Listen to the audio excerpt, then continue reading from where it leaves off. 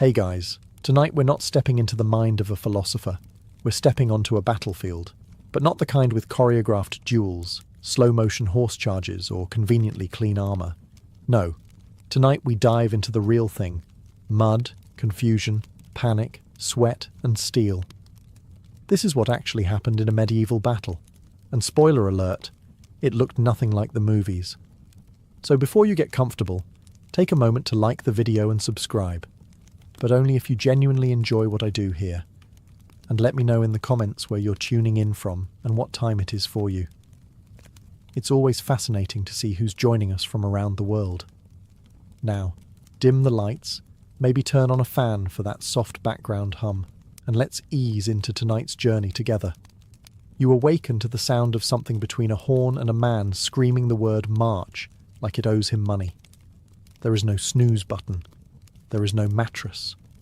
There is only the damp, cold earth and the deep spiritual ache of having slept in your armour. You try to stretch, but immediately regret it. Your chainmail has become one with your body like a clingy X. Around you, a dozen other soldiers are waking up, each with the same look of regret and trench foot. One guy's still asleep with his head on a helmet full of rainwater. Another is trying to pull a slug out of his boot with a dagger. You're not sure if you should eat breakfast or apologise to your organs in advance. Breakfast, by the way, is what we'd call historically significant disappointment. It's a crust of bread so hard it could deflect arrows, possibly made last Lent. You chew slowly, not because you're savouring it, but because your jaw is still sore from yesterday's feast, which included meat of questionable origin, and something that may have once been a vegetable. You wash it down with warm ale, because medieval water was a game of bacterial roulette. There's no time for grooming. Not that it matters. You haven't seen your own face in weeks, and frankly, that's for the best.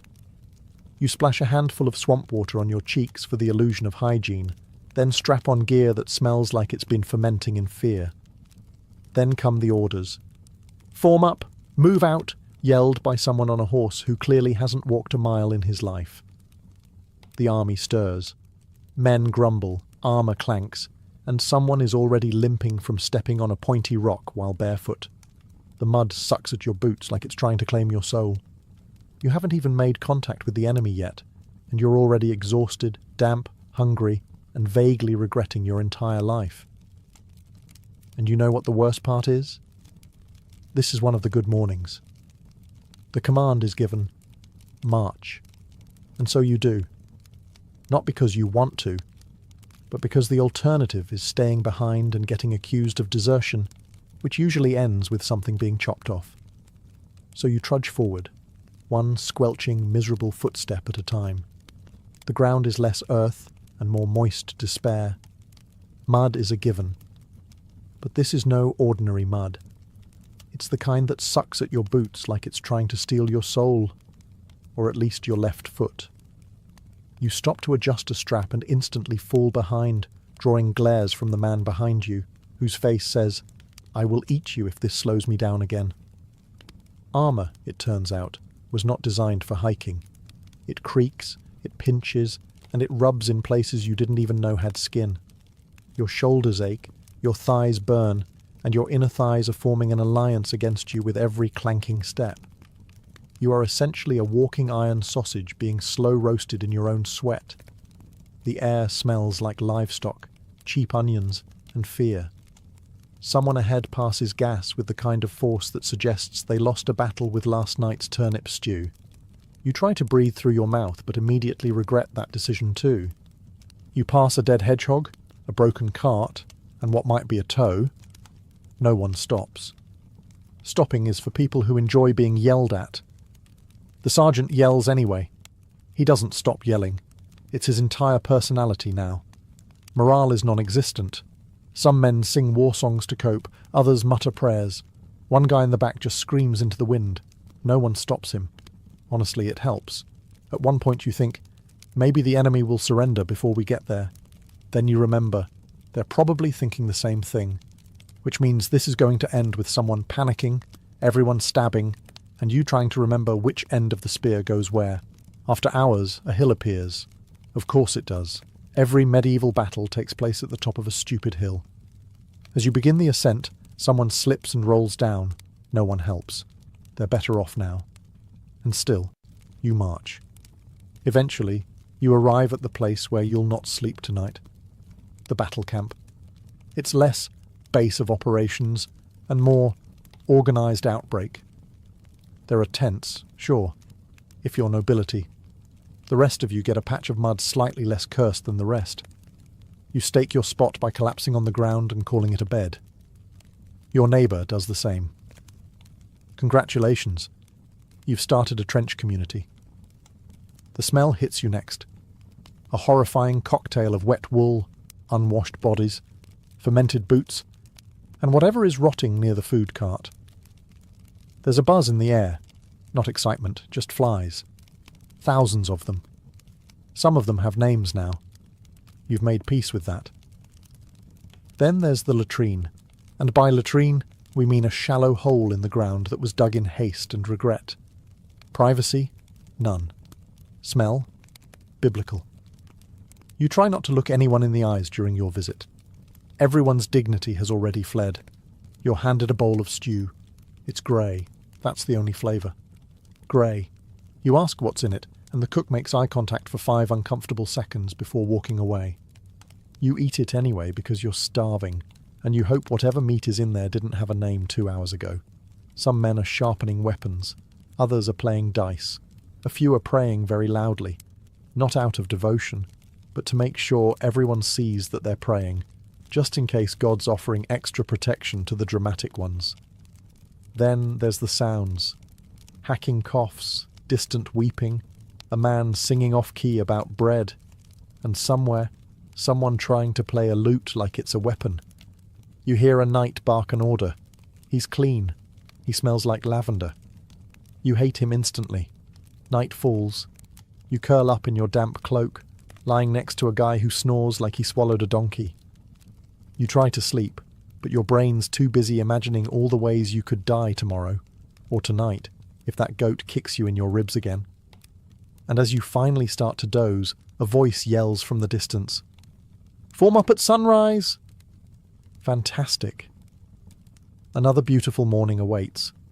Dawn breaks, and with it comes the icy realization that you're going to die in a field. Probably soon. Possibly before lunch. You haven't even brushed your teeth. Not that you have a toothbrush, or any teeth worth saving. Trumpets sound. Men groan. You crawl out of your damp cocoon of lice-infested wool to find your comrades already pretending to be motivated. You line up, because standing in rows makes people feel slightly more in control of impending doom. It's a lie, but it's one you can shuffle into with numb feet and questionable bowel control. And then he appears, the noble commander, a man wearing polished armour so clean it's practically glowing. He's got that energy only people who've never been punched in the face tend to have. He surveys the troops like a disappointed parent who just found out you joined the losing side in a tavern brawl. He clears his throat. Everyone braces. It begins. "Men, today we fight for glory." Pause for effect. Someone near you coughs up something alive. "For our king, our lands, our honour," the crowd murmurs, mostly from stomach cramps, not patriotism. "Look to your brothers. Look to your steel." You glance sideways. The man next to you is visibly shaking and has his helmet on backward. His steel is bent. The enemy fears us. They probably don't. They probably have their own guy yelling the same thing in another accent. "If you die today..." "Oh, good," the cheerful bit. "You die as heroes." You suppress the urge to raise your hand and ask, "Can I die later? Maybe as a baker?" Then comes the bit about God. God is on your side. Which is reassuring, except you're fairly sure God's been busy smiting everyone equally this season. The speech ends with a sword thrust to the sky and a mighty shout of "Forward!" No one moves. A few guys blink. One guy sneezes. The shouting continues until someone finally shuffles forward and the rest reluctantly follow. Not out of conviction, mind you. Mostly because standing still means the commander might single you out for a volunteer job. and you've heard what happened to the last volunteer. Thus ends the pep talk. You are now spiritually prepared to panic with a purpose. So now it's time to form ranks, a noble phrase conjuring images of precision, discipline and strategy. What you actually get: a very confused clump of people vaguely facing the same direction, half of whom are still trying to put on their helmets. Some are holding weapons they just picked up 5 minutes ago. One guy is gripping a pitchfork. You're pretty sure he's just here by accident. Your sergeant, who was probably a pig farmer 3 years ago, starts barking numbers. No one knows what they mean, but everyone nods as if they understand. "Front line shield wall," he screams. "Second line pikes forward." You do as instructed, even though the guy in front of you has his shield upside down and is using it to itch his back. To your left is a guy with a spear twice his height who keeps poking people unintentionally. To your right is a man humming a battle hymn that may or may not just be Greensleeves with different lyrics. Directly behind you is someone breathing like he's been practicing dramatic dying noises in advance. You suspect he might not even be wounded. Just ready. The cavalry is off to one side, horses pawing the ground dramatically, knights sitting tall and pristine in full plate armour that cost more than your entire village. They look majestic. You, meanwhile, are standing in borrowed boots and chainmail that smells like someone died in it. Probably because someone did. There's a sudden order to move forward and tighten the line. This is easier said than done when every second man is stepping on someone else's foot and the mud is threatening to swallow small soldiers whole. Your feet slide. Someone elbows you. Your shield is backwards now, and you don't have the emotional energy to fix it. Then comes the drumbeat. A slow, ominous thud that tells everyone it's about to start. Men start whispering prayers. One man starts quietly sobbing. You pretend not to notice, mostly because you're busy making your own peace with mortality. You take a deep breath, raise your weapon, and try not to pass out. This is it. You're ready. Well, as ready as anyone in a crooked line of terrified peasants can be. Just when the formation starts looking somewhat believable, meaning no one is actively walking in the wrong direction, the sky betrays you. It begins with a sound, a soft, distant whoosh that becomes a collective whisper of doom. Then the shouting starts. "Shields up!" You scramble to obey, though someone nearby is still trying to figure out which end of the shield is up. A moment later, the sky darkens, not with clouds, but with hundreds of tiny death sticks launched from the enemy's side with alarming enthusiasm. And then they fall. The arrows rain down with all the mercy of an angry god having a very bad day. The man 2 rows ahead of you drops instantly, an arrow sticking out of his shoulder like a forgotten quill. Someone screams. Someone else curses in Latin. Or maybe he was just sneezing. It's hard to tell through the panic. Here's what the movies don't show. Arrows don't glide gracefully into targets like ballerinas with sharp toes. They thud, crack, stick, and occasionally bounce off armour before embedding themselves in things not meant to be pierced, like feet, thighs, and whatever counts as emotional stability. You try to shrink behind your shield, which suddenly feels far too small and alarmingly homemade. An arrow clatters off it with a metallic clang, and you immediately decide that this shield is now your best friend. You mentally name it Gerald. You whisper promises to Gerald that if you survive, you'll never talk badly about its lopsided shape again. To your left, someone is cursing the archers. To your right, someone is being cursed, mostly because he forgot to duck. Behind you, a man is yelling that he's hit, though you strongly suspect he's just trying to get out of what's coming next. Then the second volley comes. At this point, any illusion of calm has evaporated. Veterans crouch low and mumble mantras. New recruits cry openly. One guy just lies down and pretends to be dead. Not a terrible strategy, honestly. Eventually the sky clears. You're alive. Gerald did good. But now the real horror begins. Close combat. Which means it's time to get very sweaty, very loud and probably stabbed. There's no countdown, no dramatic drum roll, no theatrical charge like in the songs. One moment you're trembling in your half-formed line, and the next, all hell breaks loose. It starts with a surge. Your side moves forward, not so much with courage as with the reluctant momentum of men who know they'll be trampled if they hesitate. Someone ahead of you yells something inspiring, promptly trips and gets stepped on. You don't stop to help, not because you're cruel, but because you're fairly certain you'll join him if you do. And then you hit, literally. There's a collision. You slam into another human being like a sack of potatoes colliding with a sack of potatoes wearing sharp objects. Forget fancy swordplay. This is not a dance. This is a meat blender. You swing your weapon, maybe a sword, maybe an axe, maybe just a glorified kitchen tool. You don't aim. You don't have time. You flail. You hear metal crash against metal, wood shatter, men grunt, and someone nearby repeatedly yelling like it's a war chant. The fighting is close. Intimate, really. You are now deeply aware of the smell of the enemy. Sweat, fear, and onions. There is no such thing as personal space. There is only panic.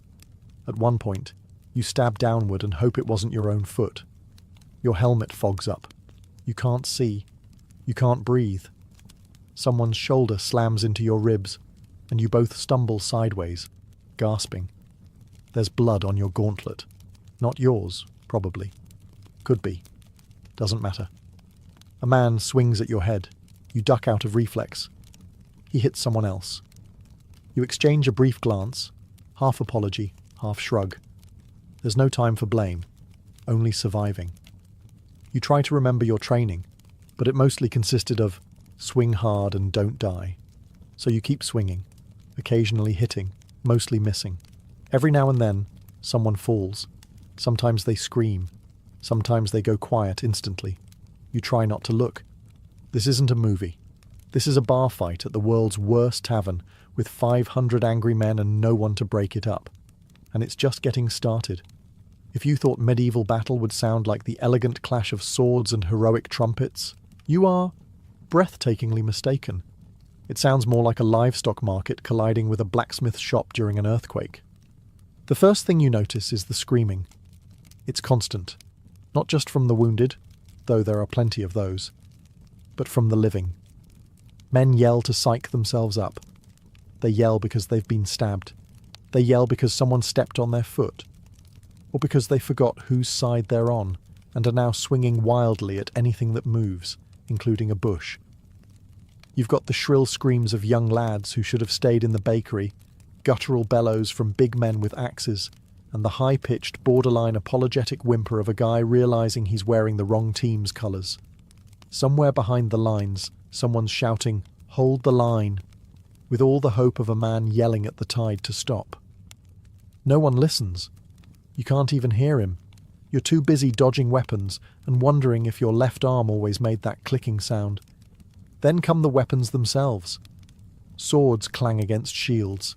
Maces make a dull, horrifying thump when they connect with something soft, usually a face. Arrows whistle past your ears with the precise sound of regret. Occasionally, a spear cracks through armour, and the resulting shriek makes your spine reconsider its commitment to standing upright. But the worst sound, it's not the screaming. It's not even the dying. It's the wet sounds. Yes, wet. The squelch of someone stepping in something that used to be a person. The slurp of blood and mud mixing beneath your boots. The squish when someone lands badly and doesn't get up. These aren't sounds you forget. They take up permanent residence in your nightmares. You also hear armour clanking, men crying for their mothers, a horse screaming, which, by the way, is profoundly haunting, and somewhere unbelievably, someone trying to sing a hymn, badly, and out of tune. Amid it all, your ears start to ring, not from injury, just overload. You start to operate on instinct, because your brain's given up and gone on break. And still, the screaming continues. If you were hoping for a cinematic slow-motion end where you deliver a final monologue before dramatically collapsing, I regret to inform you, that's not how this goes. Most people in a medieval battle died unseen, unheard, and from behind. Usually by a guy who didn't even know your name. Sometimes it was even someone on your own side. You see, the battlefield is not a polite arena. It's a sweaty, chaotic mosh pit where everyone's one sneeze away from a fatal misunderstanding. 1 minute you're swinging your axe like you mean it. The next, thunk. Something pierces your back and your knees betray you. You fall forward into the mud with the grace of a collapsing haystack. No one notices. No one has time. There are no final words, no hand to hold. Just you, the dirt, and the very strong suspicion that this could have been avoided if you'd become a monk. Then there are those taken down by horses, not stabbed, not slashed, trampled. Nothing says ignoble death quite like becoming one with the soil beneath a panicked warhorse named Buttercup. And let's not forget the friendly fire, not the kind with explosives, but the kind where a poorly trained militiaman swings a flail in a wide, hopeful arc and accidentally removes your ear, or your head. Either way, you're remembered as that guy who stood a bit too close to Jeff. Some fall and are simply left behind. Whether unconscious, injured, or just deeply committed to pretending to be dead, they lie still while boots stomp past. Some of them live, some don't. It all depends on luck, mud, and whether a looter mistakes them for actual cargo. And sometimes it's insultingly random. A slipped foot on blood-soaked grass, a snapped ankle in a hole someone dug to poop in, or getting crushed under a panicked pile of men trying to flee but going the same direction. In short, medieval death wasn't majestic. It was awkward, undignified, and almost always sudden. Which is why, when a man survives, he's not celebrated for his bravery, but for his sheer, dumb luck. Movies make them look majestic. Galloping steeds ridden by chivalrous knights, charging nobly into battle like thunder-given legs. In reality, horses in medieval combat were less glory machines and more unpredictable battering rams with anxiety issues. When cavalry charges, you don't hear trumpets, you hear rumbling. Not the poetic kind, the kind that makes your ribs vibrate and convinces your lower intestines it's time to evacuate. You glance up and see them. Enormous warhorses bearing down at speeds you didn't think possible from something that eats grass for a living. The knights look impressive from afar, shimmering armour, fluttering banners, and fancy helmets that scream, "I paid extra for this." But up close, it's just screaming. From them, from the horses, from you. Because here's the thing, horses do not care about your formations. They do not respect personal space. And they do not distinguish between enemy and guy just trying to stay alive. If you're in their way, you're going to get flattened into something archaeologists will one day label regretful smear. One man gets run over, entirely, disappears beneath hooves and is never seen again. Another tries to grab a knight's leg, misses, and is kicked in the chest so hard he might now be legally classified as a belle. Some knights fall off, a surprising number actually. Turns out, slippery mud and full plate armour don't mix. When they crash, the sound is somewhere between a pantry collapsing and a church bell being punched. They then lie there like confused beetles, flailing and cursing as they try to stand up before someone sticks them with something pointy. And don't think the horses are immune to chaos. One rears up dramatically, gets spooked by a flag, and bolts in the wrong direction, dragging its rider toward the latrines. Another simply refuses to move at all, which results in a shouting match between knight and horse that everyone awkwardly ignores. For infantry, there's only one rule: don't be under the horse. It's a rule everyone learns quickly, often the hard way. By the end, horses are bloodied, men are scattered, and whatever formation existed is now a tragic memory. And the cavalry? They'll probably do it all again tomorrow. At some point in the battle, after the arrows, after the screaming, after you've been accidentally elbowed by at least 3 people on your own side, you fall It might be from a shove, or tripping over a severed limb, or slipping on the world's slickest combination of blood, bile, and someone's recently spilled breakfast. Doesn't matter how it happens, you're down. And in medieval battle, falling down is not part of the choreography. It's a decision point. You now have about 3 seconds to make a very important choice. Get up and maybe die, or stay down and maybe die. Getting up is bold, noble even. Also, incredibly dangerous. Because standing up in a battlefield means becoming a very obvious, very upright target in a sea of distractions. You might get speared just for trying. Worse, you might get trampled by your own side, who now view you as battlefield floor texture. On the other hand, staying down isn't exactly safe either. People fall on you. Horses stomp near you. Looters occasionally poke the bodies to see if they're dead or just trying really hard. And if someone figures out you're faking, they might get annoyed and fix the situation permanently. Still, many choose the dead possum method. Lie still, breathe shallow, and pray nobody steps on your spine. You listen to the chaos swirl around you. Steel hitting steel, men crying out, the unmistakable wet splat of something ending poorly nearby. A man drops next to you. He doesn't move. You try not to look. And sometimes, it works. You survive by being the battlefield's most committed plank. Eventually the fight moves on. The noise fades, and you're still breathing. Victory, kind of. The problem is getting back up. Because now you're covered in grime, blood, unclear whos, and the subtle shame of surviving via corpse impersonation. When you do rise, assuming you're not part of a new human pile, you look around, dazed, bent, and smelling like a haunted boot. No one cheers, no one notices. You're just another body that didn't stay down, which, by medieval standards, makes you one of the lucky ones. The battle is over. You're not quite sure how it ended. There was no dramatic banner raised, no villainous general shouting "Retreat!" as trumpets blared. One moment it was chaos, the next, fewer screams, less clanging, more groaning.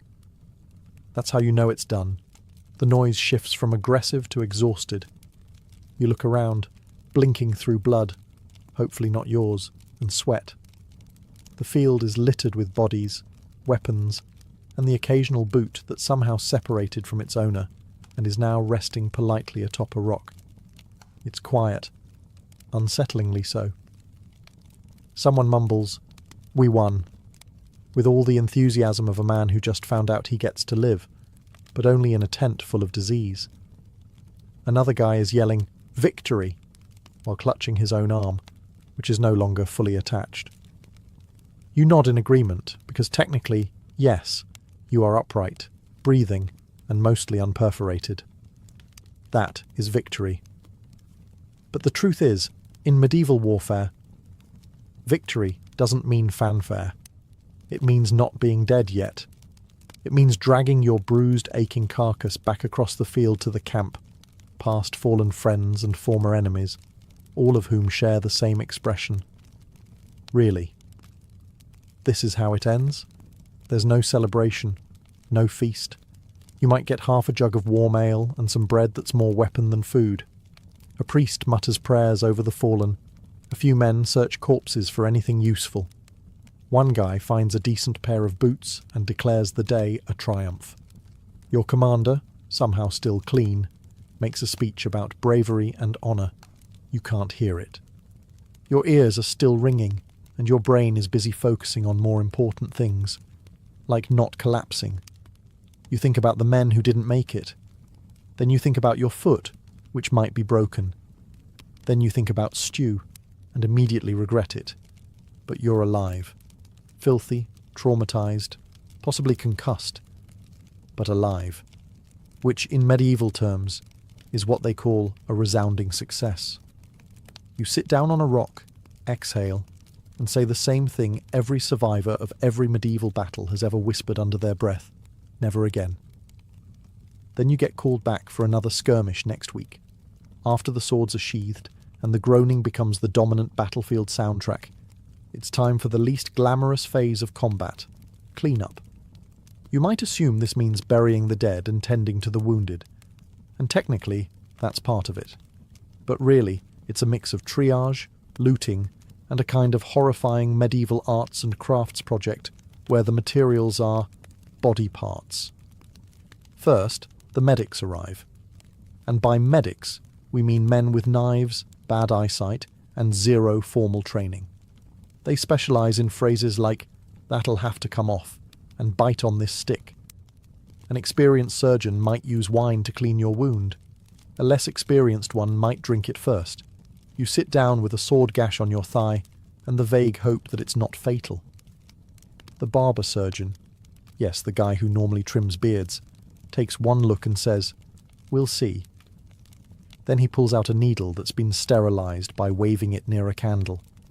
You do your best not to scream. You fail. Loudly. Meanwhile, bodies are being dragged into haphazard piles. Some are covered. Most aren't. You recognise a face or two, but you don't linger. The smell is turning spiritual. Flies arrive en masse, excited for the all-you-can-eat buffet. One lands on your open wound. You swat it, then realise that's probably the cleanest thing you'll experience today. Other soldiers are salvaging equipment, which is a polite word for looting. They rummage through corpses for swords, helmets, shoes, anything not nailed down or still twitching. You don't judge. You do the same. You need new boots, and Gregor doesn't need his anymore. Sorry, Gregor. Some men dig shallow graves, others light pyres. One guy just sits quietly with a blank stare and a javelin still sticking out of his arm. You try to offer help. He declines. "It's mine now," he mutters. Wounds are bandaged. Some reopen 5 minutes later. Infection? Likely. Amputation? Probable. Death? Optional, depending on how lucky you feel and whether the flies take an interest. By nightfall, the battlefield has quieted. The living stumble back to camp, covered in mud, blood, and a growing suspicion that the worst is still ahead. And technically, they're right. You've survived. Technically. You've stumbled off the battlefield with all your limbs and just enough brain function to recognise your own boots, which may or may not have belonged to someone else this morning. Now it's time to rest. And by rest, we mean collapse somewhere vaguely dry and try not to cry. Back in camp, everything smells worse. Somehow. The scent of sweat, blood, bad stew, and cooked horse lingers in the air like a curse no one's brave enough to name. You find your spot, a patch of earth less swampy than the rest, and lie down with the grace of a dropped sack of onions. Around you, wounded men groan. Some scream. One sings, badly. Another one prays to at least 3 different gods, just to be safe. A soldier nearby is cleaning his blade with his shirt. He's still wearing it. The cook is ladling out what might be food. You approach and receive something in a bowl that is legally not soup, but emotionally still counts. It has the consistency of regret and the colour of don't ask. You eat it. You have no shame left. That was lost somewhere between the 5th arrow volley and watching a man get slapped to death by a disoriented warhorse. You try to sleep. It doesn't work. You're too sore, too itchy, and the guy next to you has started snoring with the intensity of a church organ falling down a hill. You shift positions 12 times and end up slightly wetter than when you started. You stare at the stars and wonder what you did wrong in a past life to deserve this one. Occasionally, someone limps in from the darkness, dragging a sword and muttering something about next time. There won't be a next time. There's always a next time. Your commander walks through camp, pretending to look concerned. His armour is still polished. He's not bleeding. You hate him a little more. And yet, you're alive. Your body's one massive bruise. Your brain feels like it's been boiled in onion ale. But you made it. This is what passes for downtime in medieval war. Tomorrow the clean-up continues. Or worse, marching. Again. surviving a medieval battle doesn't earn you peace. What it does earn you is a seat around the fire, a lukewarm mug of something vaguely alcoholic, and the right to start rewriting history before your bruises even finish forming. This is how it always ends. Not with a noble ceremony or a bard singing songs of your heroism. No. It ends with a bunch of filthy, traumatized men sitting on damp logs, trying to one-up each other with stories that get more questionable by the minute. You listen as a man swears he personally took down 6 knights with nothing but a frying pan.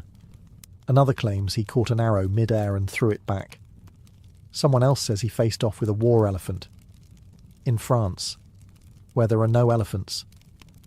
You nod. You sip. You lie a little too.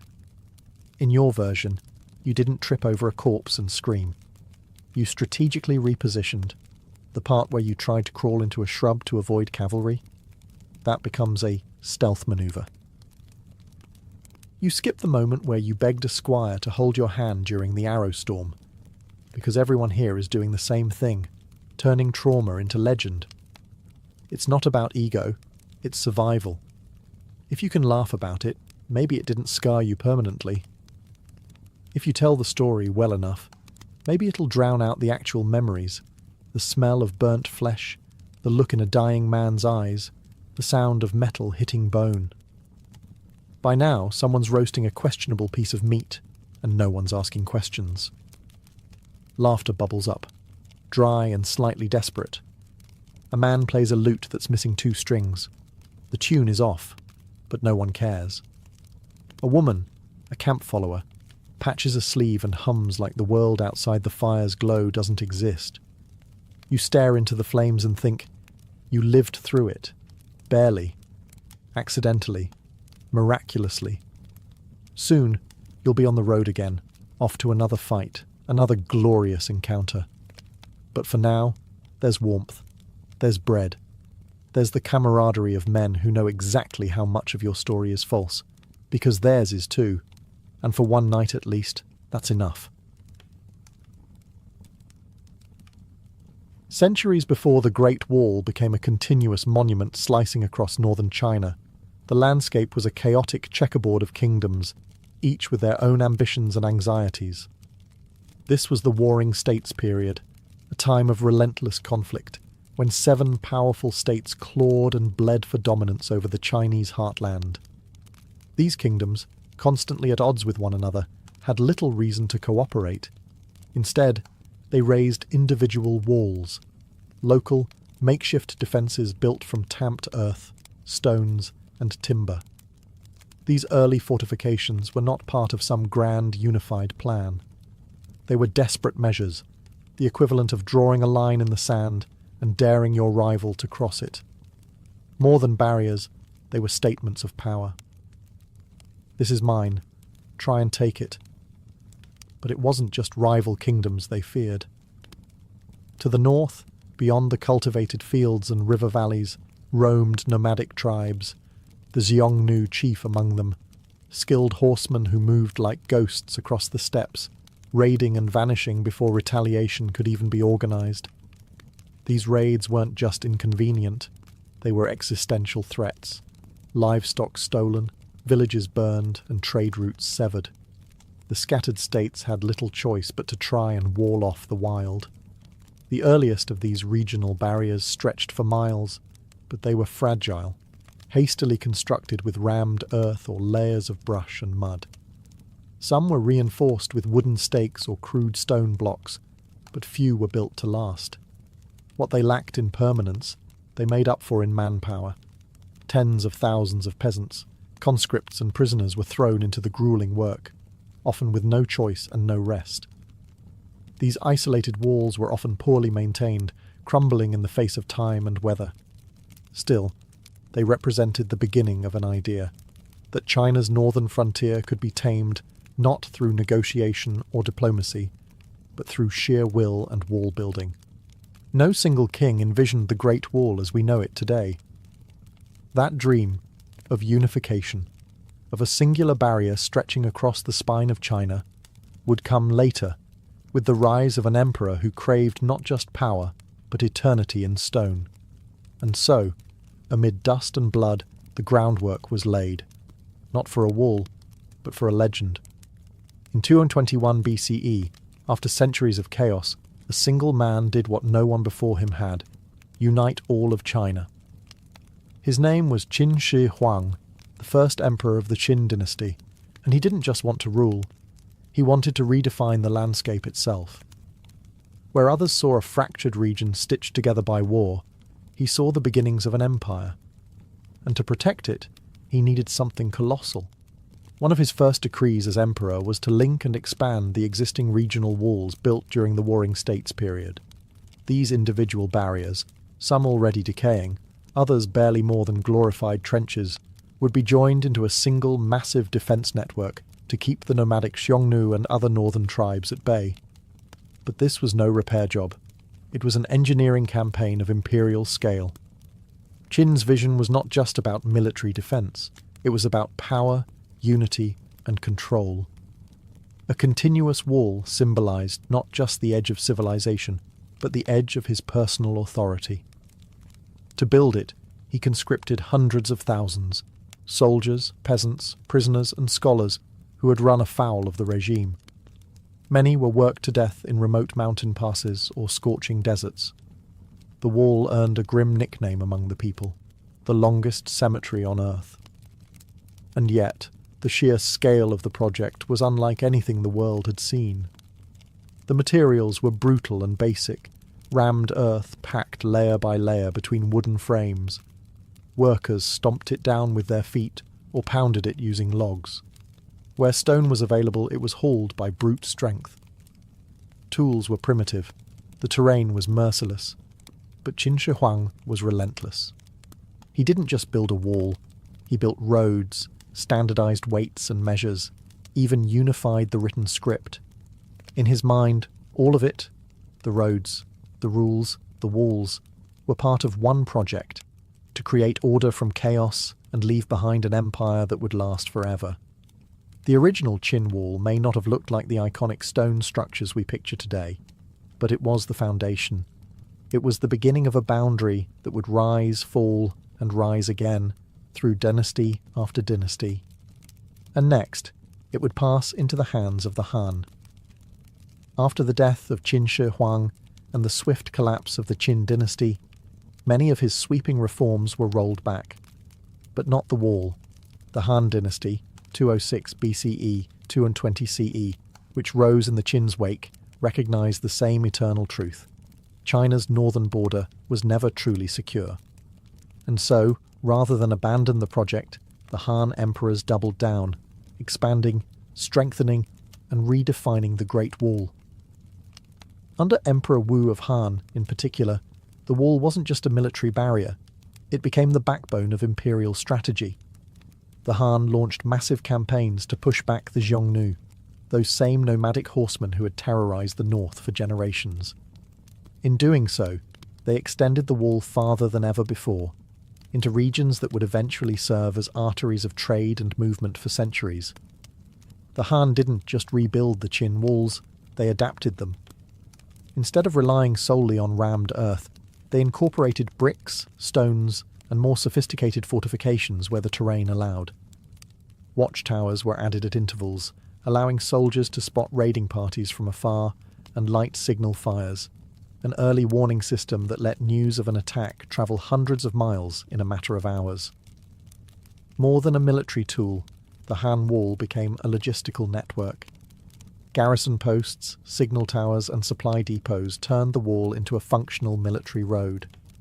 Troops could move quickly, supplies could be relayed efficiently, and messages could travel with blazing speed by beacon or runner. The Great Wall had become more than a line. It was now a living system of defence. Life along the Han Wall was harsh but not forgotten. The Empire stationed thousands of soldiers and settlers in remote forts, creating a frontier society where families, merchants, and outposts clung to imperial protection. Over time, these lonely stations became small communities, and in their shadows, cultures met. Han Chinese and nomadic tribes trading, mingling, and occasionally clashing in these dusty crossroads. By the end of the Han era, the wall had transformed into something new, not just a line of defence, but a symbol of imperial presence in the vast northern reaches. And yet, even the mighty Han could not hold the line forever. Next came chaos, collapse, and eventually a new dynasty with a bold new style of wall building. With the fall of the Han dynasty in 220 CE, China once again unravelled into political disunity and warlordism. What had been a powerful, centralised empire splintered into rival kingdoms during the Three Kingdoms period, followed by centuries of instability. And as the emperors fell, so too did the priority of the Great Wall. Many stretches of the Han and Qin walls crumbled into dust. Neglect, erosion, and looting took their toll. Station outposts were abandoned. Watchtowers collapsed. In many regions, the wall became less a structure of defence and more a buried memory, half swallowed by shifting sands and creeping vines. Without a strong central government to maintain it, the Great Wall was simply too vast to preserve. But the threats from the north never disappeared. Nomadic powers like the Xianbei, the Rouran, and later the Gökturks rose and expanded across the steppes. Some of these groups would eventually carve out their own kingdoms within China, blending cultures while redefining borders. The wall, in these times, was less a hard border and more a relic of an older vision of defence, a line that no longer matched the political reality. Yet fragments of the wall still served local rulers. Some warlords and regional dynasties used leftover segments of the ancient defences as the skeletons for new fortifications. Others mined the old walls for materials. Bricks and stones were repurposed to build homes, temples, or regional walls of their own. It was a slow cannibalization of a fallen empire's bones. Meanwhile, in the popular imagination, the wall faded. It was no longer an empire-wide project, but a thing of legends and old records. Chinese poets wrote of distant battlegrounds and border fortresses, painting the northern frontier as a cold, bitter place where men went to die and were seldom remembered. Still, even in this time of decay, the idea of the wall remained powerful. It lingered as a symbol of what China had once been and what it could be again. A dream of unity, strength, and clarity in the face of chaos. And that dream would stir once more when a new dynasty, born from military conquest and fueled by ambition, rose from the ashes, the Ming. But first, centuries more would pass. By the time the Ming dynasty came to power in 1368, China had seen centuries of invasion, collapse, and foreign rule. The trauma of the Yuan dynasty, ruled by the Mongols, was still fresh. The Mongol armies had thundered through the north and controlled China for nearly a century. When the Ming overthrew them, it wasn't just a political victory, it was a cultural reckoning. And with that came an urgent priority. Never again. The Ming emperors saw the need for a fortified northern barrier, not as symbolic, but as utterly practical. And unlike the earthen ramparts of the Qin or the decentralized garrisons of the Han, the Ming wall would be something different entirely: stone, brick, and firepower. Construction began in earnest during the late 1400s and ramped up in the 1500s, particularly under the direction of generals like Qi Jiguang, who saw the wall not only as defense against nomadic Mongol raids, but as a means of projecting Ming control. This was a dynasty that wanted permanence, and it showed. They built with quarried stone and kiln-fired bricks. The ramparts were reinforced, drainage systems were added, watchtowers rose at regular intervals, and beacons were installed to send up smoke signals in daylight and flames at night. This was the version of the Great Wall that most people picture today. Massive, winding, iconic. It stretched across mountains, snaked through desert plains, and clung to cliffs like a ribbon of armour. Some parts were as wide as a modern highway. Others rose as high as a 3-story building, and all of it was meant to last. But the wall was more than just military hardware. Along its length, the Ming dynasty built garrison towns, supply depots, and troop housing, creating a parallel society of soldiers, farmers, and administrators, who lived and worked in its shadow. The wall wasn't just a line between China and the barbarians, it was a lifeline for the soldiers who defended it and the empire that depended on it.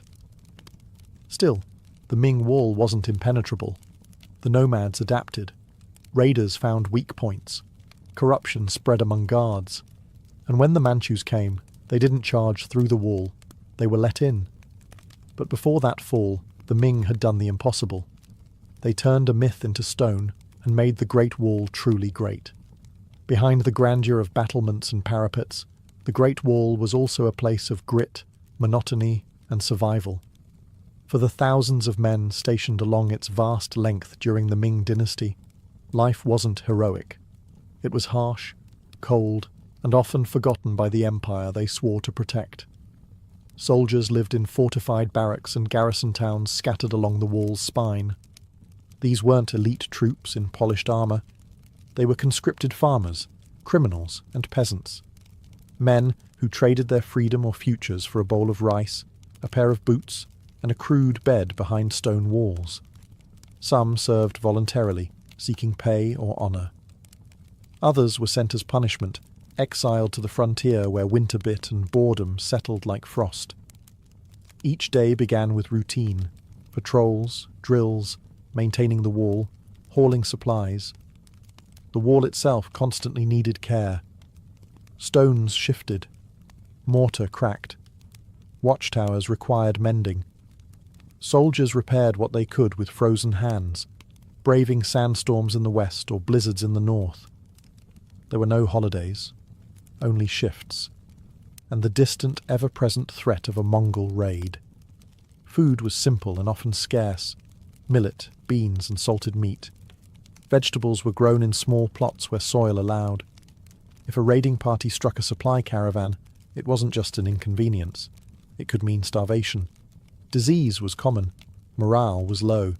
Desertion, despite the punishment of execution, wasn't unheard of. But life wasn't all bleak. Families often accompanied soldiers, creating small, insular communities along the wall. Children were born in its shadow. Merchants travelled between garrisons, trading wine, cloth, and gossip. Some posts even saw cultural blending as nomadic groups and Han settlers intermingled, through trade, marriage, or uneasy peace. Then there were the beacon keepers, stationed at isolated towers far from any garrison. Their job, to watch the horizon. A column of smoke by day, a fire by night. That was the signal. Fast, simple, and terrifying. These men lived alone or in pairs, surrounded by nothing but silence and sky. To live on the Great Wall was to exist between worlds, between empire and wilderness, between myth and reality. These were the invisible lives that kept the wall standing. Not emperors, not generals, just ordinary people with calloused hands and cold feet. And yet, for all their effort, the wall could not hold forever. For centuries, the Great Wall stood as the ultimate symbol of Chinese strength: unyielding stone against shifting sands, empire against the unknown. But walls, no matter how high or thick, are only as strong as the people guarding them. And in the 1600s, that strength cracked, not from an outside charge, but from within. By the late Ming dynasty, corruption had spread like rot through the imperial system. Troop salaries were delayed or stolen. Supplies vanished before reaching garrisons. The once disciplined soldiers manning the wall were now underpaid, underfed, and overworked. Morale plummeted. Many garrisons turned to smuggling and local trade to survive, often working with the very steppe nomads they were supposed to repel. It was in this weakened state that the Ming faced their greatest threat yet: the Manchus, a rising power from the northeast.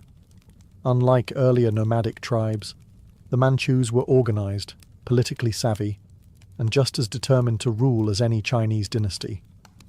They didn't need to storm the wall with fire and fury. All they needed was an open gate. That gate came in 1644, when a Ming general named Wu Sangui made a decision that would change history. Faced with a peasant rebellion that had already seized Beijing, and with his own forces outmatched, Wu opened the Shanhai Pass, one of the most critical entries through the wall, to the Manchu army. He hoped they would help suppress the rebellion. Instead, they took the capital and founded a new dynasty, the Qing. In one stroke, the Great Wall's entire purpose collapsed. It had not been conquered. It had been bypassed, betrayed by those it was meant to protect. The wall could not defend against shifting loyalties, desperation, or political convenience. Under the Qing, the Great Wall faded from strategic importance. The empire expanded deep into the north, pushing past the barrier that once marked the edge of civilization. The wall was no longer a frontier. It was a relic, a memory of a different world. And so the Great Wall, which had taken centuries to build, was rendered obsolete in a single moment of human error. No breach, no siege, just a key in the wrong hands. But legends rarely die so easily. After the Manchus took power and the Qing dynasty expanded China's borders well beyond the wall, the once mighty fortification began to fade, not with a crash, but with a whisper. It was no longer a military necessity. Trade routes bypassed it. New fortresses were built deeper into the frontier. The Great Wall, that colossal symbol of imperial resolve, simply became irrelevant. Without purpose, maintenance ceased. The garrisons emptied. Watchtowers were left to crumble. Local villagers scavenged its bricks to build homes, wells, and pig pens. In some places, entire stretches were dismantled stone by stone, not out of malice, but practicality. Why quarry new material when the old wall sat unused? In deserts, sand slowly swallowed sections of it. In the mountains, roots split stones apart. Rains washed away mortar. Centuries of storms, earthquakes, and time turned once grand battlements into lopsided ridges and forgotten humps on the horizon. Travellers and poets still spoke of its grandeur, but few cared to visit. For most of the Qing dynasty, the wall was a monument to a bygone age, respected, but rarely maintained. It wasn't until the 19th and early 20th centuries, as China struggled with foreign invasion, civil war, and modernization, that the wall began to re-emerge in the national consciousness. Foreigners, especially European explorers and scholars, started to arrive with wide eyes and notebooks. They romanticized it. They marveled at it. Some even misunderstood it, believing the entire structure had been built by one emperor or that it was visible from the moon. By the time the People's Republic of China was established in 1949, the wall had become more than stone. It was a symbol of Chinese identity, endurance, and ingenuity. Mao Zedong famously said, "He who has not climbed the Great Wall is not a true man," turning it from a ruin into a patriotic rite of passage.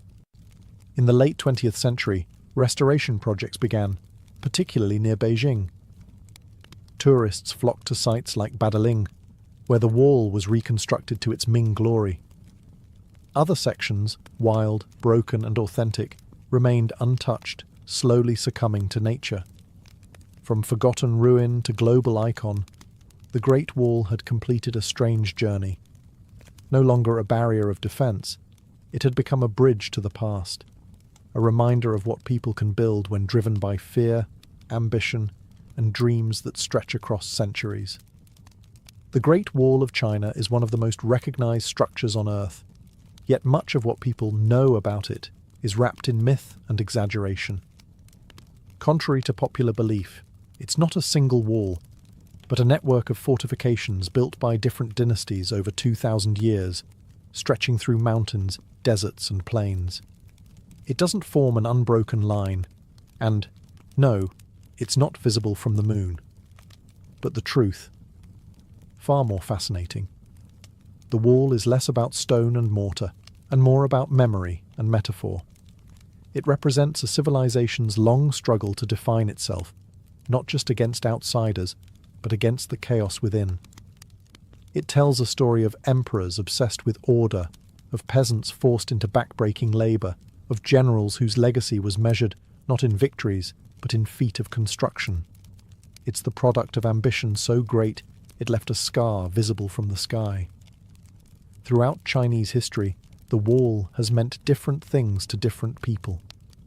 To emperors, it was a symbol of control. To soldiers, it was a prison of duty. To poets, it was a lonely place, echoing with the wind and the weight of separation.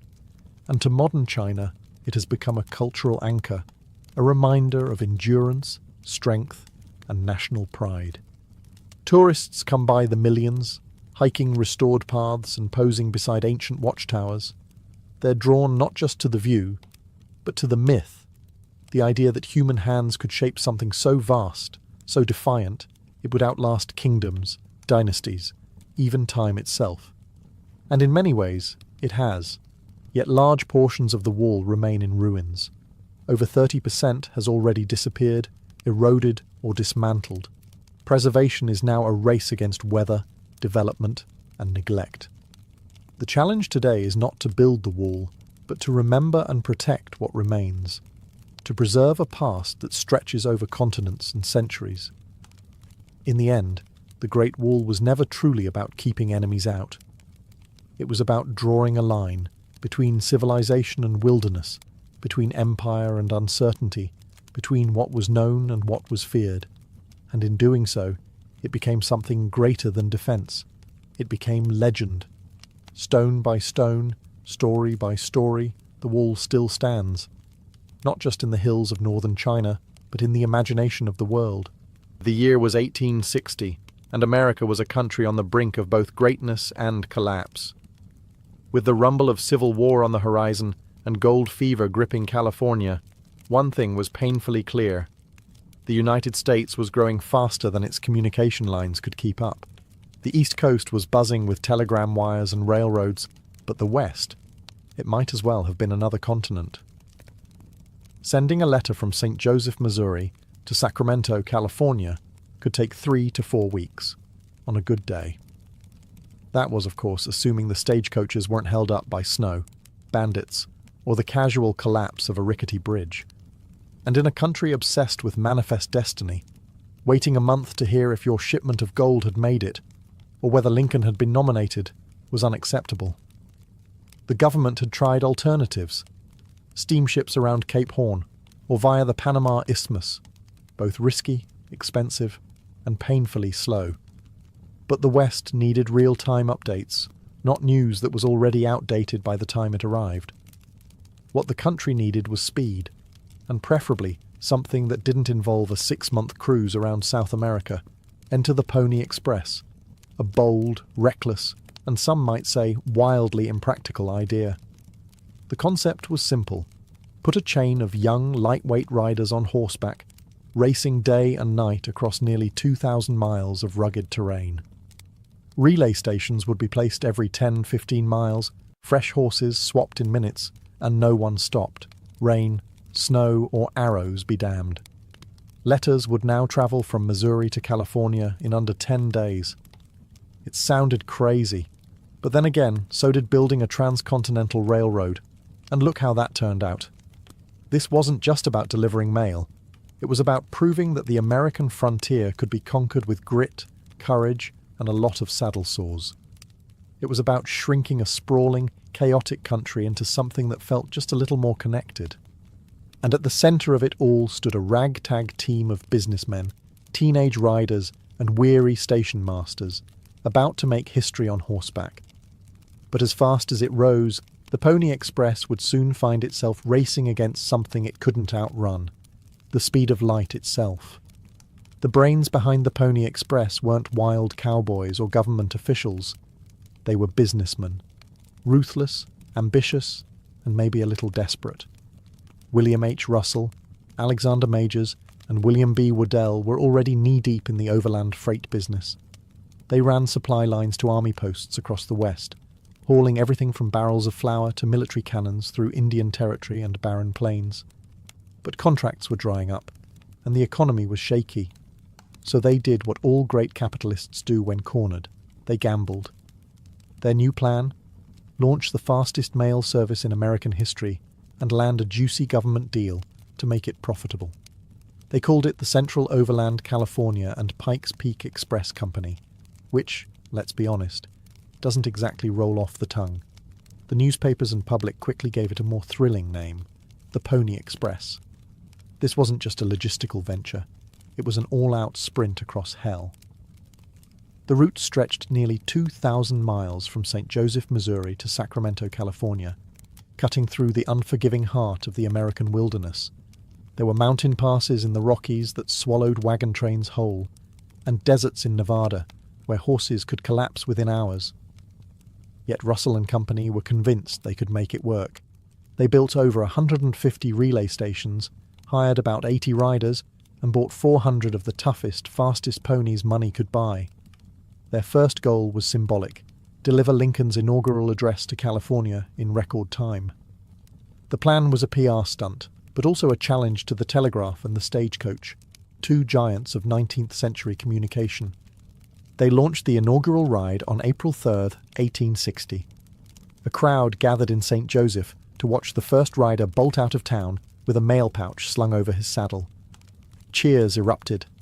A legend was born. Behind the scenes, the company was hemorrhaging money. Stations had to be manned, horses fed, riders paid, and equipment constantly replaced. But no one cared about the books. Yet. All eyes were on the trail. Could this audacious experiment actually work? What followed wasn't just fast. It was a blur of courage, chaos, and wild improvisation. Riders raced through blizzards, dodged ambushes, and sometimes crossed rivers still frozen over. They weren't just carrying mail.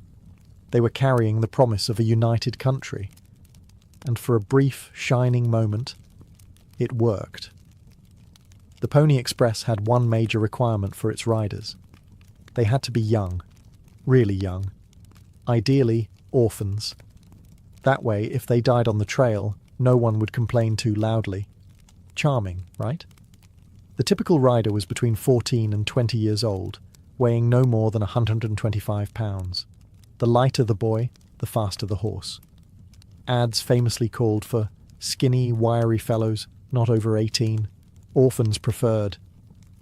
It was part job offer, part dare, and the ones who answered were a special breed, reckless, stubborn, and wired for speed. Among the most legendary was William Buffalo Bill Cody, who would later become a Wild West icon. Though there's debate about how much he actually rode for the Express, the image of a teenage Cody charging through hostile territory with nothing but a revolver and a mail pouch helped fuel the mythos. Then there was Pony Bob Haslam, who completed one of the longest and most dangerous rides in Express history. 120 miles through Paiute territory, with fresh arrows sticking out of his shoulder. These weren't just delivery boys. They were adrenaline junkies. Riders galloped through sleet and sandstorms, often riding day and night with little rest. They carried a mochila, a saddlebag designed to be easily tossed between horses, which held the sacred cargo, about 20 pounds of letters, tightly packed and sealed in oilskin to protect against the elements. Every second mattered. Riders changed horses roughly every 10 to 15 miles, pausing only long enough to throw the mochila over a fresh saddle and gulp some water. Each rider would cover 75 to 100 miles in a single stretch, then collapse at a home station for food and rest. And then they'd do it all over again. Dangers lurked at every turn. Bandits, wild animals, river crossings, and attacks by hostile groups defending their lands from intrusion. The Express didn't carry weapons of war, but every rider had a revolver, a knife, and a lot of nerve. They rode alone through the night, often with no company except for the sound of hooves and the wind. Despite the danger, the Pony Express rarely failed to deliver. The mail got through, almost always. And in those fleeting 18 months, these teenage daredevils became legends, living, breathing symbols of American tenacity. While the riders got the glory, it was the network of relay stations, about 157 of them, that made the Pony Express work. Without them, there would have been no heroic dashes, no 10-day record times, and certainly no letters reaching Sacramento unscathed. These stations were the unsung heroes, scattered roughly every 10 to 15 miles across deserts, plains, and mountain passes like tiny islands of civilization in an ocean of wilderness. There were two main types: relay stations and home stations. Relay stations were simple affairs, bare-bones structures where a rider would swap out their exhausted horse for a fresh one. The exchange was a pit stop in the purest sense, often completed in under 2 minutes. Picture it, a kid barely old enough to vote, galloping in at full speed, flinging the mochila onto a waiting saddle, and bolting off again in a cloud of dust. Home stations were spaced about every 75 to 100 miles and served as the rider's resting point. Here, the young men could eat, sleep, and attempt to recover before heading out again. These were often operated by station keepers and their families, living in isolated cabins or sod houses with little more than a fireplace and a sense of duty. Mail delivery depended on them. A missed horse, a closed gate, or a sleepy attendant could cause hours of delay, and that was unacceptable. Life at these stations wasn't glamorous. Supplies were scarce. Stations in the high desert or deep plains had to fend off raids, survive brutal winters, and deal with wildlife ranging from rattlesnakes to wolves. Station keepers often lived with a rifle within arm's reach and slept with one eye open. And yet, the system worked, most of the time. Horses were strategically placed. Riders followed strict timetables. Each station served as a heartbeat in the grand circulatory system of the Pony Express. Miss a beat, and the whole organism suffered. But when it all clicked, it was magic. Messages that once took weeks suddenly arrived in 9 or 10 days. A letter sent from New York could pass through dozens of hands, hundreds of hooves, and across a continent's worth of peril, and still arrive ahead of schedule. The system was bold, fragile, and breathtakingly efficient, but it was also expensive. And now, it was time to pay the bill. The Pony Express was fast, blazingly, unbelievably fast for its time. But speed came at a cost, and not just in risk, sweat, or the occasional horse that dropped dead mid-route. The cost was very real, very financial, and very unsustainable. From the very beginning, the Pony Express bled money. Operating across 1,800 miles of harsh terrain required enormous resources. Just building the infrastructure, stations, barns, corrals, and supply depots, cost the founders around $200,000, a fortune in 1860. Then there were the horses, hundreds of them, each bred for speed and endurance, not longevity. And of course, the riders and station workers all had to be paid. Barely. Each letter cost the customer $5 for half an ounce in the beginning. Adjusted for inflation, that's roughly $170 today, just to send a short message. Even when the price eventually dropped to $1, it was still out of reach for most Americans. The service was used mostly for urgent government or business correspondence. Think Wall Street, not Grandma's birthday card. Despite all the daring, all the glory, the Pony Express was never a profitable enterprise. The founders, Russell, Majors and Waddell, had banked on securing a lucrative government mail contract. But that deal never came. The US Post Office was reluctant to fund what many saw as a dangerous stunt, and political instability in the lead-up to the Civil War didn't help matters. By late 1860, the financial strain became unbearable. Horses needed feeding, stations required constant upkeep. Riders had to be replaced, and all of this was funded out of pocket. Worse, the public perception of the Express as a kind of romantic adventure masked the brutal reality. It was a logistical nightmare running on borrowed time. Then came the knockout punch. In October 1861, the transcontinental telegraph was completed. Suddenly, a message could travel coast to coast in mere seconds. No horses, no riders, no risk, just dots and dashes over a wire. It was the future, cold, efficient, and utterly unstoppable. 2 days after the telegraph line opened, the Pony Express shut down. 18 months. That's all it lasted. But in that short span, it became legend. And not because it made money, but because it proved something bolder, that America could outpace its obstacles. On October 24th, 1861, a tiny but deafening revolution clicked into place across America. The final link of the transcontinental telegraph was completed, connecting the East Coast with the West for the first time in history by wire. With that one moment, the very thing the Pony Express had been designed to solve, speedy cross-country communication, was rendered obsolete. Messages that once took 10 days by horse could now be transmitted in minutes. It wasn't glamorous. There were no charging stallions or heroic riders racing through blizzards, just trained telegraph operators tapping out Morse code into buzzing machines. But it worked, and it worked better than anyone expected. For the Pony Express, it was like trying to outrun lightning. You could be the fastest courier alive, but you couldn't beat the raw efficiency of electricity travelling down a copper wire. 2 days after that telegraph line was completed, the Pony Express officially folded. No dramatic finale, no farewell ride. Just silence. Ironically, the same silence left behind after the last Morse signal went out each night. For Russell, Majors and Waddell, it was financial disaster. They had poured everything into the business hoping to secure that elusive government contract. But the government, now enamored with the telegraph, saw little use for a horse-based mail system.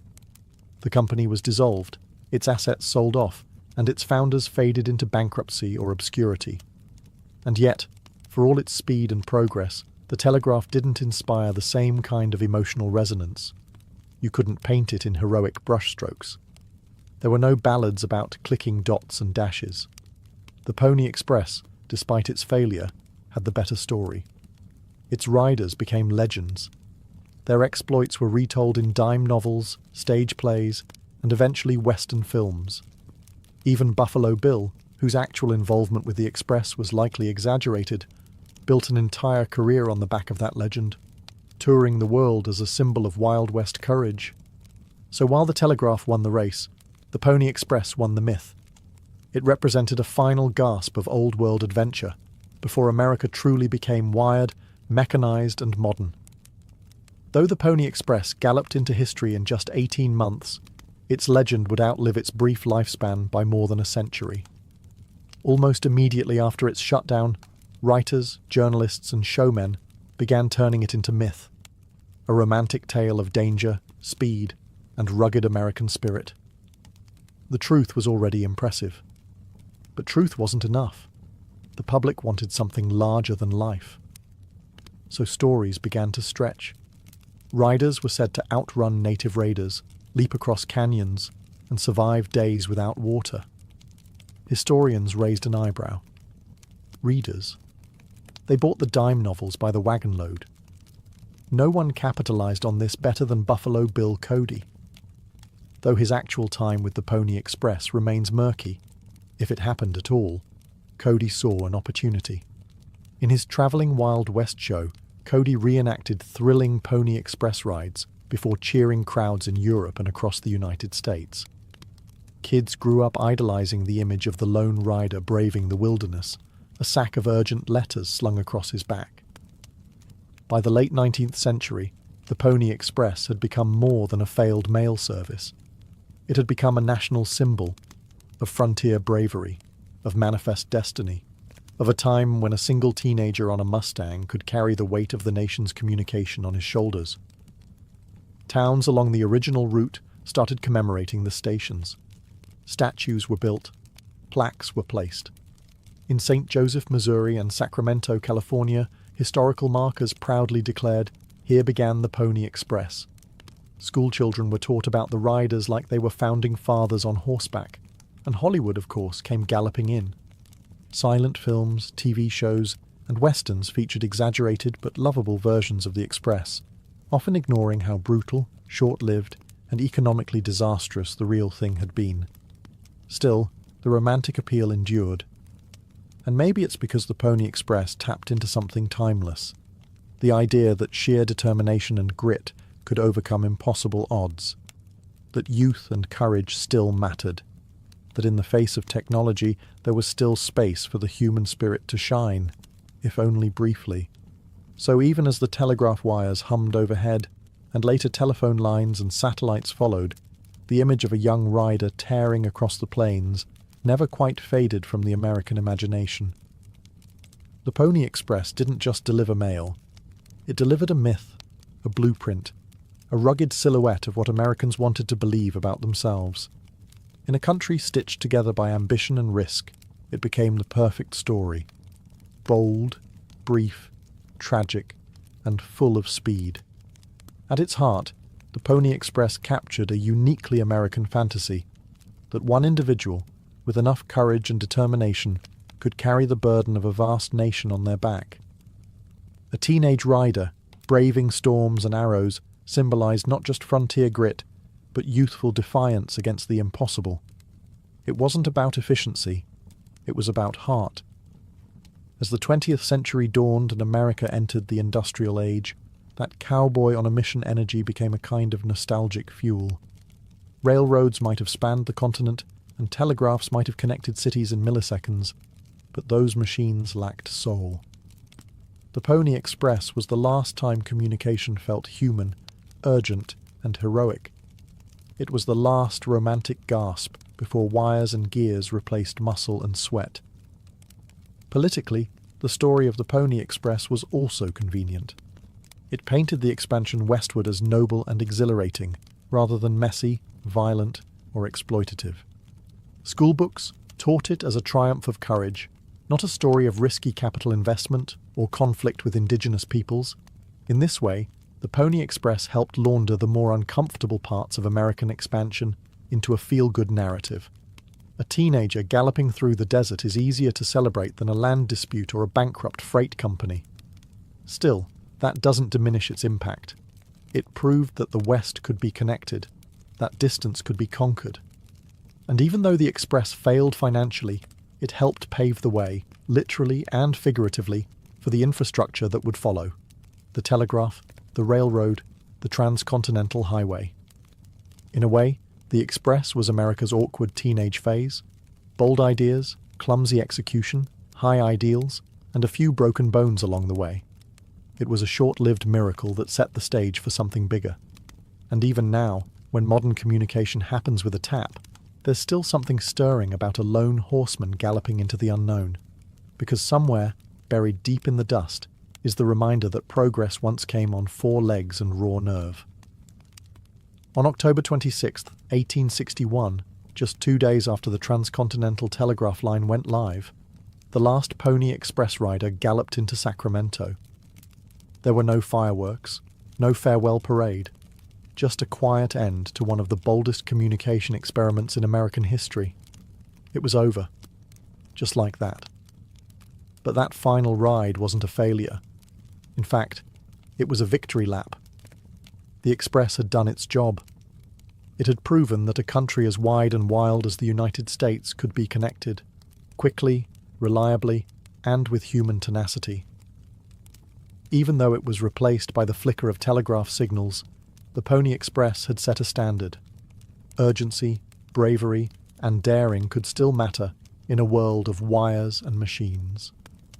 In the decades that followed, the Pony Express became almost mythological.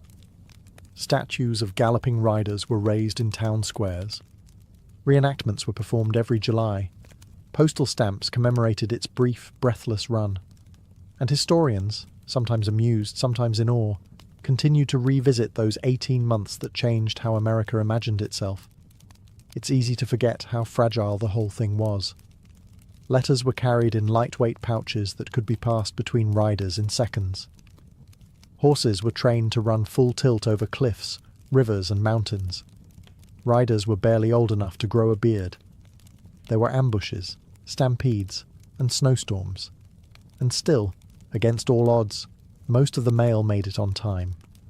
The Express also left behind something more subtle, a template for how Americans would view risk and reward. Silicon Valley founders and Wall Street gamblers often talk about Pony Express energy, bold moves made fast, with the odds stacked against you. It's still used as a metaphor for trying something insane just because it might work, even if it doesn't. Today, when you send a message across the planet in a second, it's hard to grasp what 10 days on horseback meant. But that's the point. The Pony Express isn't remembered because it lasted. It's remembered because it tried. For one brief, shining moment, a bunch of kids on horseback outran the world. And though they were eventually passed by the telegraph, the telephone and the internet, they did what few ventures ever do. They made history, and then they became legend. And that more than speed is what made the Pony Express unforgettable.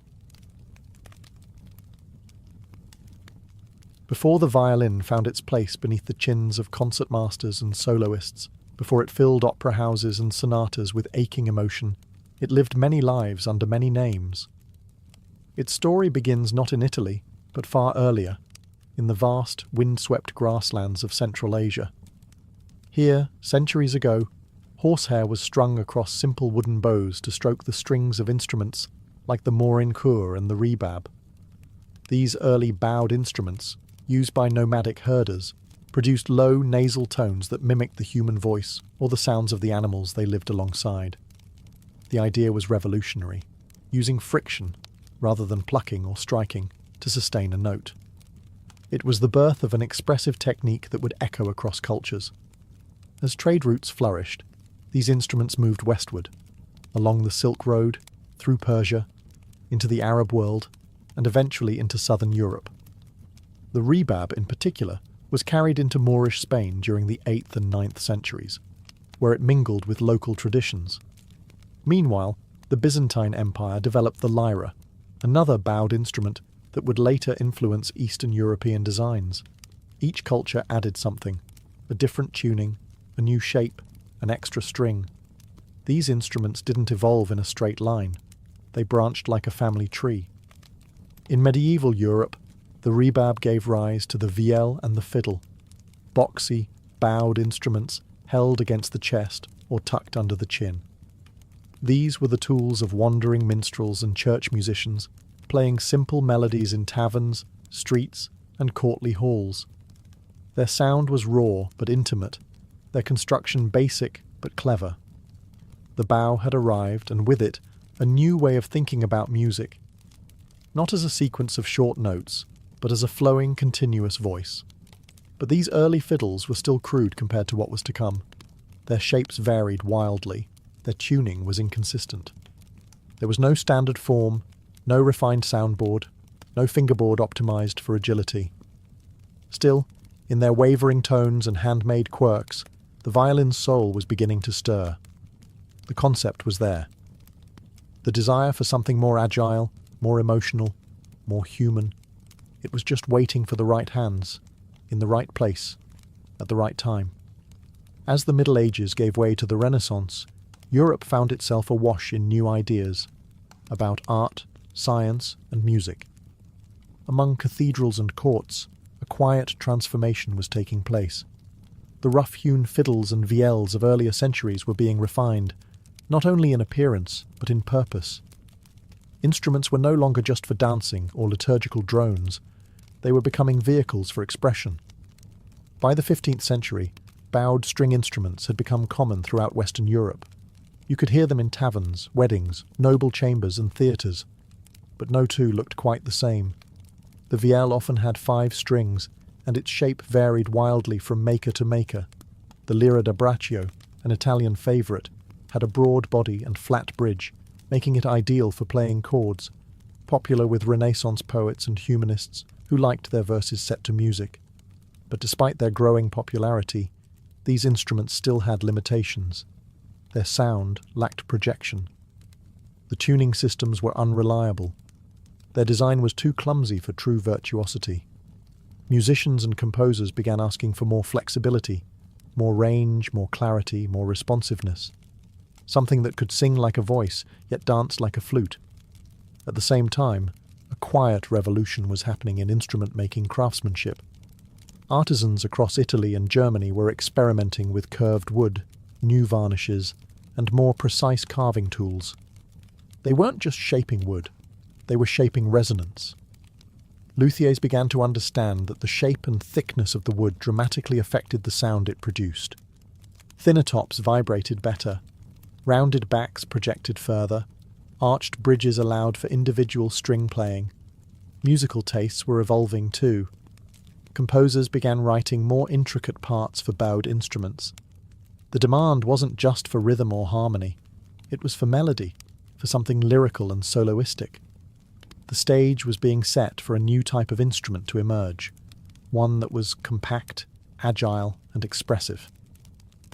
Europe had all the ingredients: the centuries-old lineage of bowed instruments, the artistic energy of the Renaissance, and a new class of master builders ready to carve out the future.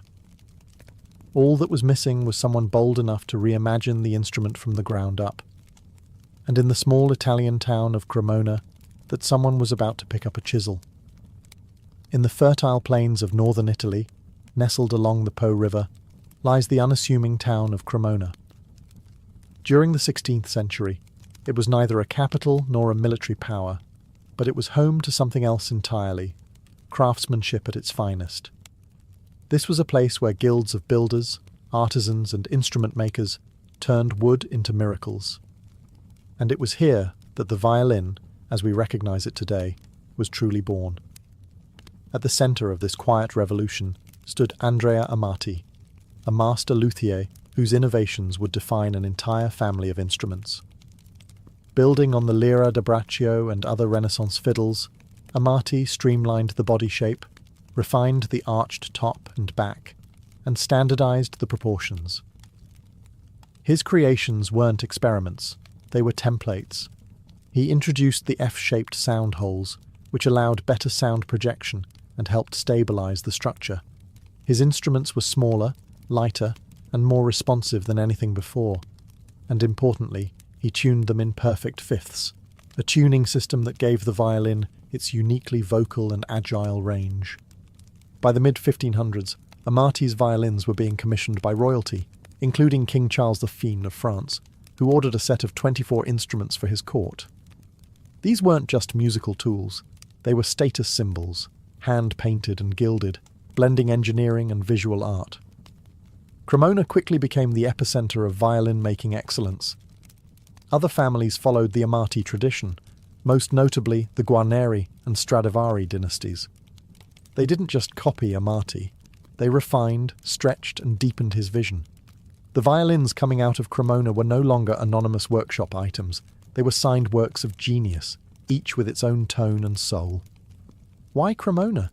Some say it was the quality of the maple and spruce available nearby. Others point to the climate, perfect for drying wood slowly and evenly. Still others credit the tight-knit guild culture, where techniques were passed down through apprenticeships and secrets, never written, always spoken. Whatever the reason, Cremona became to violins what Florence was to painting, a birthplace of brilliance. From these narrow cobblestone streets, an instrument emerged that could whisper or weep, leap or lament, an instrument that would go on to shape centuries of music across Europe and beyond. By the early 17th century, the violin had outgrown its birthplace. No longer confined to the luthier's shops of Cremona, it began to travel, from court to court, chapel to chapel, and across the borders of Renaissance Europe. And with each journey, it gained power, prestige, and purpose. Italy, of course, remained the heart of violin culture. Composers like Claudio Monteverdi were among the first to feature the violin in formal compositions. In Monteverdi's Orfeo, 1607, widely considered the first great opera, violins were used not just for accompaniment, but to express mood, emotion, and divine grandeur. The instrument was no longer a rustic fiddler's tool. It was a theatrical voice, capable of seduction, sorrow, and triumph. Soon, Italian violinists and instrument makers carried their craft abroad. They moved to Germany, Austria, and France, where royal courts were eager to embrace the latest musical fashions. The violin became a fixture in chamber ensembles, prized for its clarity and brilliance. In Paris, the royal court of Louis XIV adopted it enthusiastically. The Sun King even had an official 24-member violin band, the Les 24 Violons du Roi, a powerful endorsement of the instrument's rising status. Meanwhile, Germany and Austria began developing their own schools of violin playing and construction. Makers like Jakob Steiner gave the instrument a broader, deeper body, favouring a warmer tone over the sharp brilliance of the Italian designs. Violinists such as Heinrich Bieber pushed the instrument's technical boundaries writing demanding solo works filled with ornamentation and emotional complexity. Churches, too, embraced the violin. It accompanied choirs, filled stone cathedrals with soaring melodies, and took part in sacred oratorios. No longer considered too sensual or secular, it was now accepted into the highest realms of spiritual music. By the end of the 17th century, the violin had become more than a curiosity. It was essential to composers, to performers, and to audiences. It was equally at home in a smoky tavern, a royal ball, or a candlelit cathedral. And it wasn't done yet. Next came the golden age of violin making, and the rise of a name that would become synonymous with perfection: Antonio Stradivari. If Andrea Amati gave birth to the violin, Antonio Stradivari perfected it. Born in Cremona in 1644, Stradivari was trained in the tradition of the Amati workshop, but he quickly moved beyond imitation. What he created in the late 17th and early 18th centuries would become the gold standard, not just of violins, but of musical craftsmanship itself. Stradivari's instruments weren't merely beautiful, they were transcendent. With a keen eye for wood selection, subtle asymmetry in shaping, and a still mysterious varnish that added depth both visually and sonically, Stradivari violins possessed a tone that was clear, powerful, and hauntingly warm. They could project to the back of a concert hall, yet whisper intimately to a single listener. Stradivari built over 1,000 instruments in his lifetime: violins, violas, cellos, and even guitars. About 650 survive today, each one named like royalty: the Messiah, the Soil, the Lady Blunt. Many are still played by the world's greatest soloists. Even centuries later, their sound remains unmatched. Some scientists have tried to unlock the Stradivarius secret by scanning the wood, analysing the varnish, or modelling the acoustics. But the truth is, no one can fully replicate what he did. What made his work so exceptional? Part of it was the wood. Slow-growing alpine spruce for the top plate, and flamed maple for the back, aged to near perfection. But much of it was Stradivari's meticulous adjustments, minute alterations to thickness, arching, and shape that gave each instrument its unique character. During his lifetime, Stradivari's fame spread far beyond Cremona.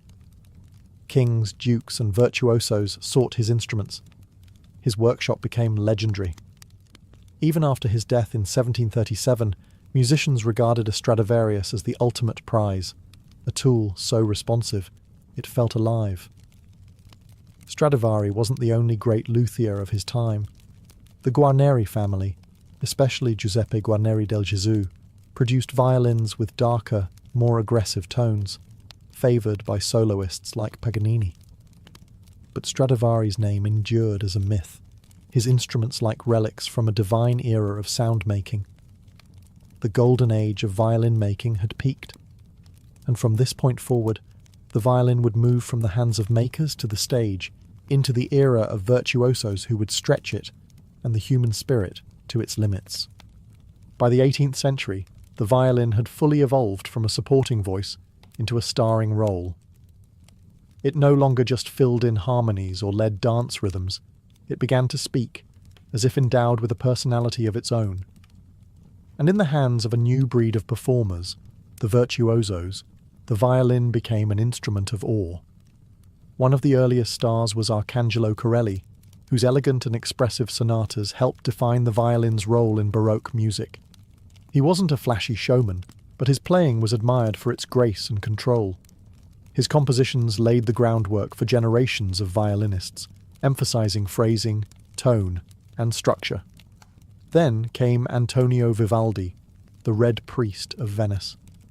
A fiery composer and performer, Vivaldi wrote over 230 violin concertos, most famously the Four Seasons.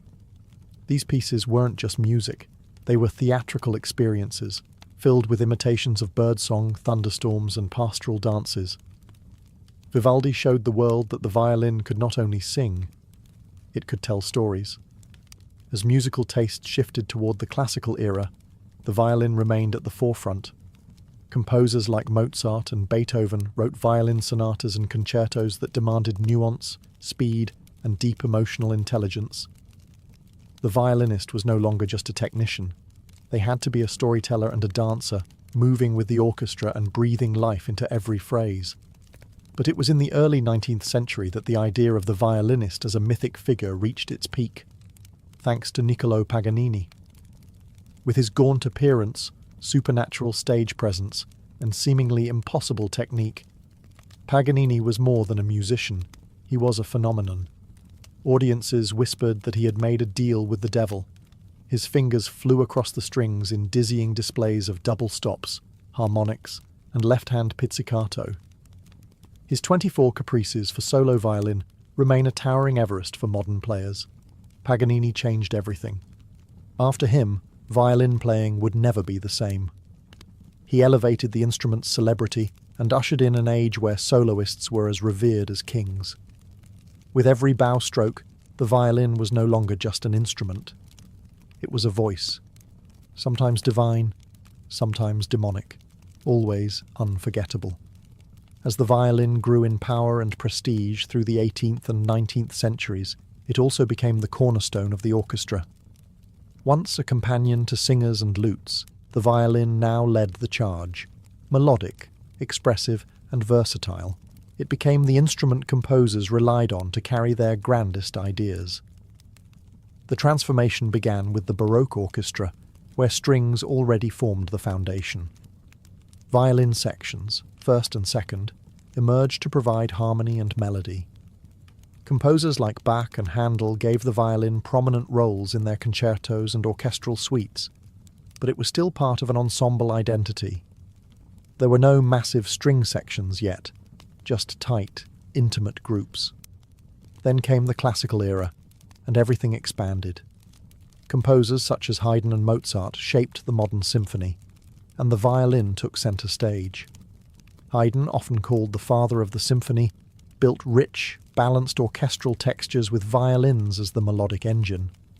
Mozart went further, giving violins delicate, soaring lines and treating them with tenderness and agility. In his symphonies, the violin could be playful, tragic, or divine, all within a few measures. But it was Beethoven who truly transformed the orchestra. He expanded its size, deepened its emotional range, and placed unprecedented demands on every section, especially the strings. The first violins often carried the primary themes, while the second violins played crucial harmonic and rhythmic roles. No longer background players, they were now the narrators of symphonic drama. By the Romantic era, orchestras had ballooned in size, and the violin was king. Brahms, Tchaikovsky, Dvorak, and others gave the violin lush melodies and heroic passages, both in symphonies and concertos. The orchestral violinist had to master nuance, endurance, and ensemble coordination, all while keeping up with rapidly evolving musical complexity. Conductors too began relying on the concertmaster, the lead violinist, not just to lead the section but to bridge the gap between conductor and orchestra. In many ways, the concertmaster became second in command, responsible for tuning, bowings, and setting the tone for the entire ensemble. From chamber groups to 100-piece orchestras, the violin had woven itself into the very DNA of Western art music. It wasn't just an instrument anymore, it was the voice of the symphony itself. By the 20th century, the violin had long since conquered Europe's concert halls. But its journey was far from over. No longer confined to the symphony or opera pit, the violin began to cross borders and genres, weaving its voice into cultures far beyond its Italian roots. In Eastern Europe, the violin had already taken on a vibrant, expressive role in Romani, gypsy music, long before it was ever featured in Tchaikovsky or Brahms. In Romani hands, the violin danced, cried, and dazzled with virtuosic flourishes and heartbreaking melodies. It became a voice of resistance and celebration, passed down through oral tradition, not conservatory instruction. Across the Atlantic, the violin transformed again into the fiddle. In American folk, Appalachian, and bluegrass music, the violin shed its aristocratic clothing and put on worn boots.